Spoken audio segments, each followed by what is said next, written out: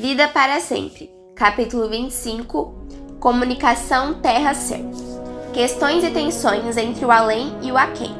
Samuel, evocado pela adivinha Gendor, diz a Saul: Por que me chamastes? Por que me perturbastes?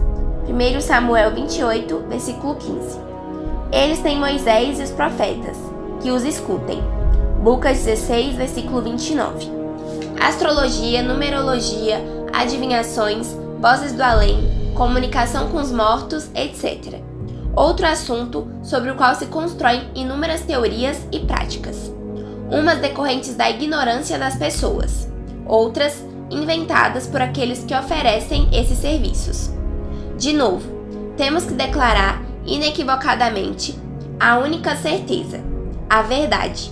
Toda a verdade sobre o assunto está somente nos textos bíblicos bem entendidos. São fatos que abrangem o destino de nossa vida, no tempo e na eternidade, e sobre eles nenhum ser humano tem qualquer poder ou ideia crível, se Deus não revelar. As afirmações bíblicas a respeito do tema são extremamente claras e radicais. Não haja em teu meio quem consulte adivinhos ou observe sonhos ou agouros, nem que use a feitiçaria, nem que recorra à magia, consulte oráculos, interrogue espíritos ou evoque os mortos, pois o Senhor abomina quem se entrega a tais práticas. Deuteronômio 18, versículo 10 ao 12. Não pratiqueis nem a adivinhação nem a magia. Levítico 19, versículo 26. De tuas mãos tirarei os objetos mágicos, adivinhos não terás mais. Miqueias 5, versículo 11. E no Novo Testamento, louvava-se a grandeza do nome do Senhor Jesus. Muitos fiéis acorriam para acusar-se em voz alta de suas práticas mágicas, e um bom número dos que praticavam magia amontoaram seus livros e os queimaram em praça pública. O valor desses livros foi calculado em 50.000 moedas de prata. Assim, a palavra do Senhor crescia e se firmava com grande poder. Atos dos Apóstolos 19, versículo 17 ao 20. Vejamos como o plano de Deus é simples e transparente. É um absurdo deixar-se conduzir por artes mágicas, vozes dos mortos, astros, adivinhações, cartas, números, etc.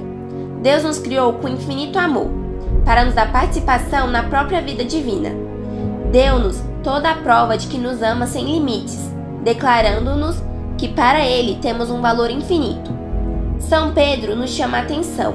Tende consciência de que fostes resgatados, não por ouro ou prata, ou outros bens perecíveis, mas pelo precioso sangue de Jesus. 1 Pedro 1, versículo 18 ao 19. Se em Jesus Deus fez tudo isso por nós, será que vai permitir que astros, números, cartas, objetos mágicos, vozes do além interfiram no rumo de nossa vida? Derramou teu sangue por nós. Será que vai tolerar que a força de um astro ou umas cartas jogadas ao azar tenham mais poder sobre nossa inteligência e a vontade do que seu próprio sangue? Que Deus impotente seria esse? Os astros foram feitos por Ele. Tudo foi feito por Ele. Ora bem, se o ser humano abandonar Deus e integrar-se a essas práticas, sim, ele será enganado por elas. Aliás, serão suas próprias fraquezas revestidas nessas crenças irracionais que dirigirão sua vida. Nesse caso, qualquer ideia, teoria, novidade ou simplesmente curiosidade vai dominá-lo e despojá-lo de toda a racionalidade. A Bíblia o afirma explicitamente. Conhecendo Jesus Cristo, não seremos mais como crianças, entregues ao sabor das ondas e levados por todo o vento de doutrina, ludibriados pelos homens e por eles, com astúcia induzidos ao erro. Efésios 4, versículo 14. Essas palavras não podem ser mais diretas. Pelo contrário, que paz transbordante goza aquele que aceita Deus como Pai e acredita firmemente que nossas vidas estão em suas mãos, embora aconteçam casos e coisas inexplicáveis. Deus é meu Pai, verdade assinada com o próprio sangue de Jesus. Esta afirmação contém a explicação global e plenamente consistente de que nossas vidas estão em suas mãos em todas as circunstâncias. Impossível me decepcionar se confiar nele. Ele é fiel e não permite que sejais tentados acima de vossas forças. 1 Coríntios 10, versículo 13. Lançai sobre ele todas as vossas preocupações. 1 Pedro 5, versículo 7. Absoluta certeza. Ele conduz minha vida se eu deixar. A sua fidelidade dura para sempre. Salmos 117, versículo 2. A fidelidade, a coerência, é um atributo divino. Faz parte constitutiva da divindade. Acrescentemos umas ideias sobre a comunicação com os falecidos. Quando Saul evoca Samuel, está realizando algo proibido pela lei, mas Deus permite essa exceção e Samuel vem anunciar a Saul o castigo pelos seus pecados, fato que o rei já estava experimentando. Na parábola do rico Epulão e do pobre Lázaro, Deus não permite a exceção. Não era necessária.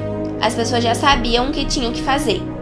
Quando o rico, dentro do inferno, insiste: Pai Abraão, eu te suplico, manda Lázaro à casa de meu pai, pois eu tenho 5 irmãos, que os avise para que não venham parar neste lugar de tormentos. Abraão responde: não precisa. Eles têm Moisés e os profetas, que os escutem. Se não os escutam, mesmo que um morto for lhes falar, não acreditarão. Lucas 16, versículo 27 ao 31. Sim, a história confirma que os milagres só ajudam a quem tem a boa vontade. Além do mais, para quem quer ver ou crer, não faltam numerosos mensageiros divinos de carne e osso. Resumindo, está nos planos de Deus que a comunicação com os falecidos seja apenas espiritual, mental. Esse tipo de contato, sim, existe. Nós rezamos por eles, eles rezam por nós. Continuamos sendo irmãos, amigos, parentes. Podemos conversar com eles, expondo os nossos problemas. São numerosos os testemunhos de pessoas que encontram inspiração e força para resolver dificuldades, dirigindo-se espiritualmente, mentalmente a seus finados. Pode haver casos especiais em que Deus permita uma comunicação sensível, mas isso só acontecerá quando achar conveniente e pelos motivos que só Ele conhece. O que estão no outro lado tem conhecimento do que acontece conosco?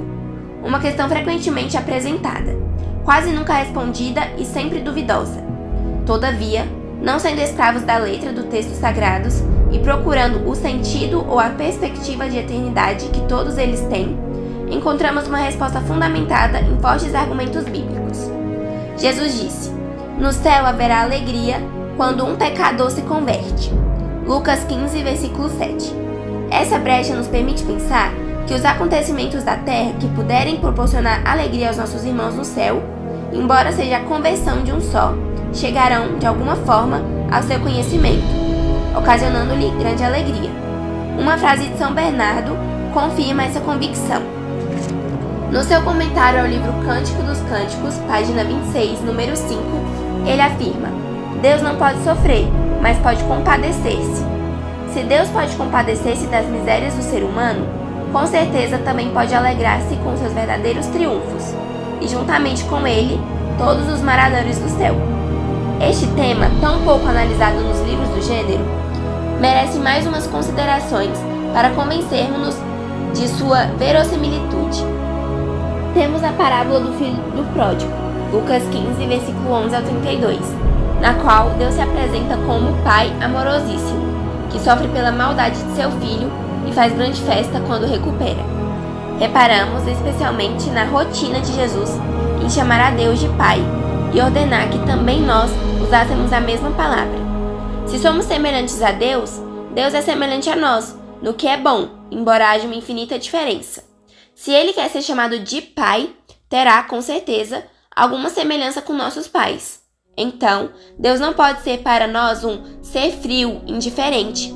Não sabemos como, porém Ele sente necessariamente, de alguma forma, as alegrias e tristezas próprias de nossos pais.